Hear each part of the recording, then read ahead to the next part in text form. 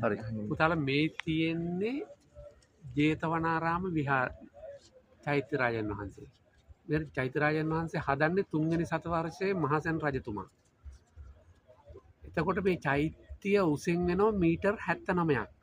කට්ටියක බොරු ප්‍රචාරයක් තියෙනවා මේක කොත හදන්න බෑ රුවන්වැලි සෑයට වැඩිය උස් වෙනවා කියලා. ඒක බොරු එහෙම එකක් නෑ.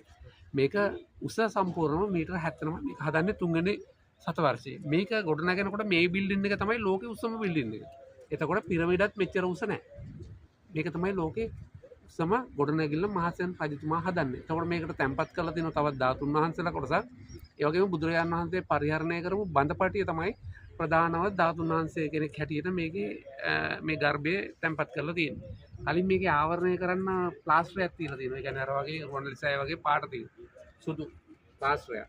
දැන් මේ ප්ලාස්ටරය අර පරණ වෙච්ච නිසා කැඩලා මේක 1900ට පස්සේ තමයි මේක හදන්න ගන්නේ. සුදු රාජ්‍යවාදීන්ගෙන් පස්සේ ඒ කාලෙ තුල ඊට පස්සේ අපේ එක රජවල් හදන්න ගත්තට මේක ප්ලාස්ටර් කරේ නෑ මේ විදිහට නිර්මාණය කරා කොට නිර්මාණය කරනත් උත්සාහයක් ගත්තේ නෑ මේක තමයි ජේතවනාරාම හරි මායි බොහොම ස්තුතියි.